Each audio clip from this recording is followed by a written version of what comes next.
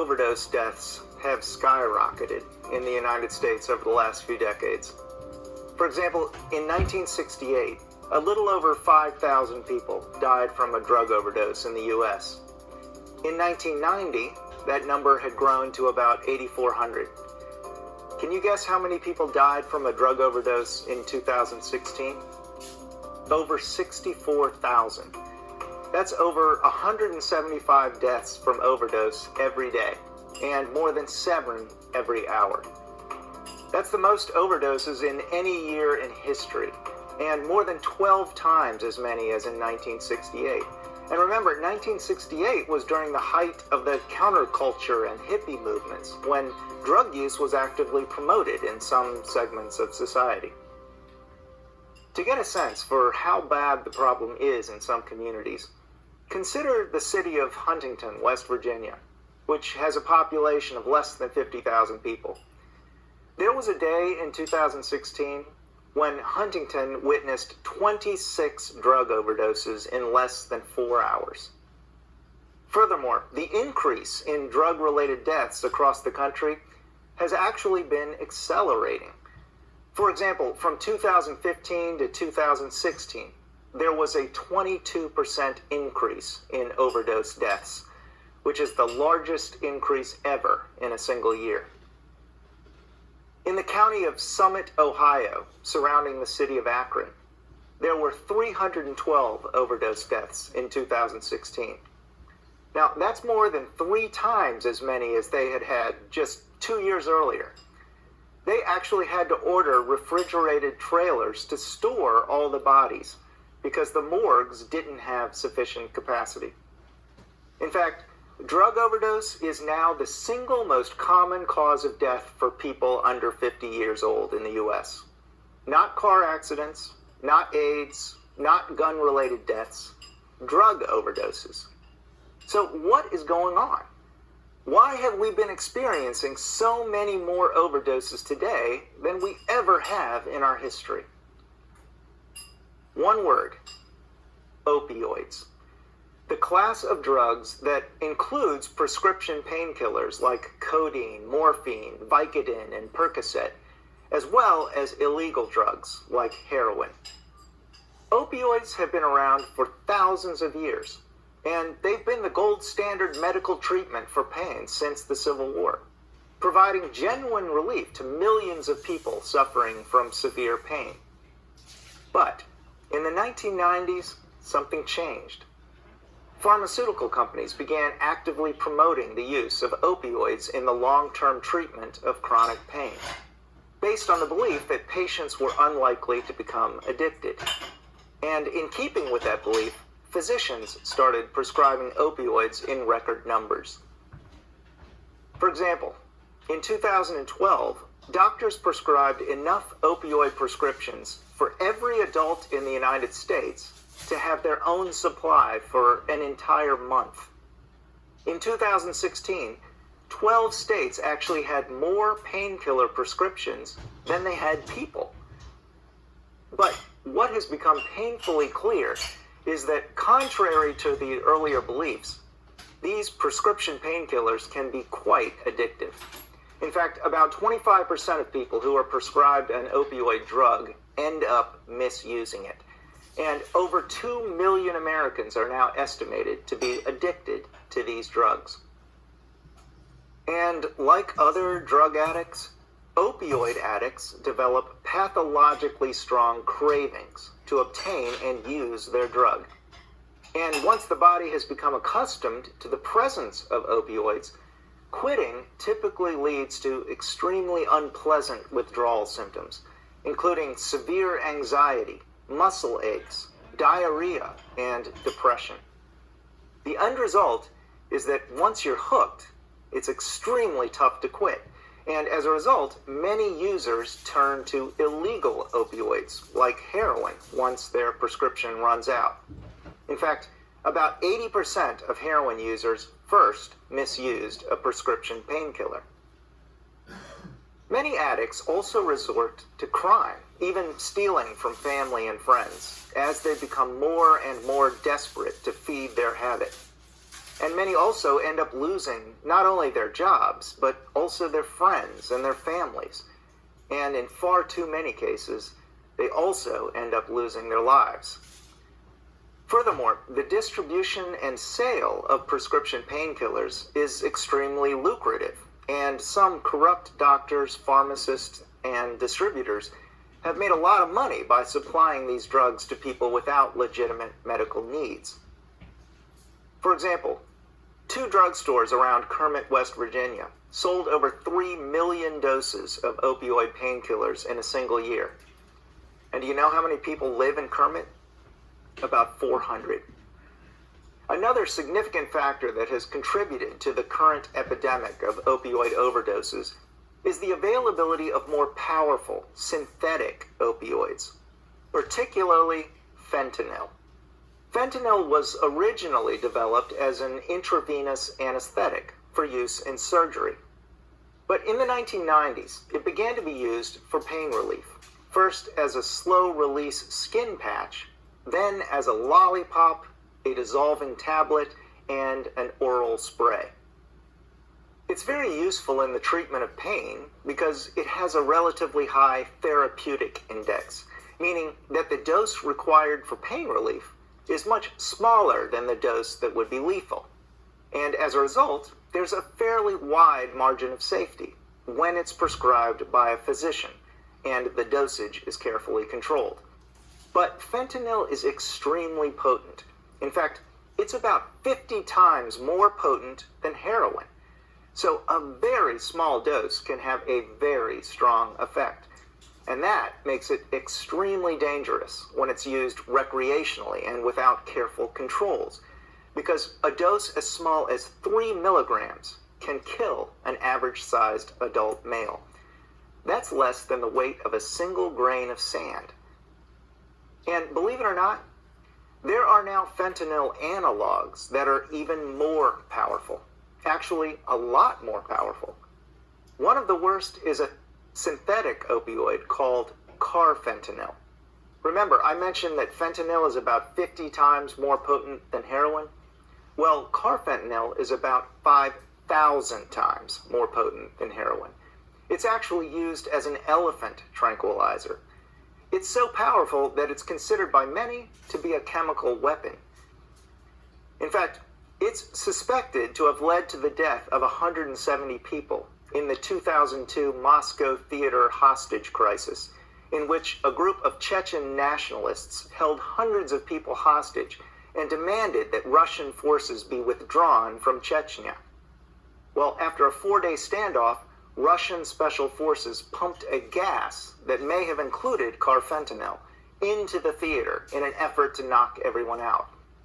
Unfortunately, the gas was so powerful that about 130 of the hostages died before they could be treated. Now, fentanyl, carfentanil, and other fentanyl analogs are now widely available on the street. They're often cut into other drugs like heroin or cocaine as a way to increase profit margin, and that's because they're fairly cheap and easy to get. In fact, these drugs weren't even regulated in China until March of 2017. And the Associated Press identified 12 Chinese businesses that would willingly export carfentanil for about $1,250 per pound to anyone on the internet. And some people took advantage of that opportunity. For example, in June of 2016, the Royal Canadian Mounted Police seized a 1-kilogram shipment of carfentanil that had been shipped from China to Canada in a box labeled printer accessories. Well, that's enough carfentanil for 50 million lethal doses. In other words, that single 1-kilogram shipment was enough to kill the entire population of Canada. Well, as you can imagine, these extremely powerful synthetic opioids have contributed substantially to the death toll from drug overdose. For example, within 6 months of carfentanil's introduction to the streets of Akron, Ohio, about 140 overdose deaths tested positive for the drug. The bottom line is that the opioid crisis is very real. and very deadly. And if we want to stop it, or at least reduce the damage, we need to understand how these drugs work at a biological and neural level. How do they produce the effects that they produce? Why are they so addictive? And is there anything that we can do to counteract their effects? First of all, let's talk about what opioids are and how they produce their effects. Well, opioids get their name because they are related to opium, the dried form of the milky latex that is secreted by an opium poppy's seed pod when it's scratched. Opium contains both morphine and codeine. These are so-called opiate drugs, which just means that they're natural ingredients of opium itself. The more general term, opioid, refers to drugs that have biological effects similar to the natural opiates, whether they're found in opium or not. For example, heroin is an opioid drug that's very similar to morphine, but about 3 times more potent. Although heroin isn't found in opium itself, its biological effects are very similar to those of the natural opiates, and so it would be classified as an opioid drug. Likewise, prescription painkillers like Vicodin and Percocet contain opioid drugs that are derived from chemicals in opium, but that aren't found in opium themselves.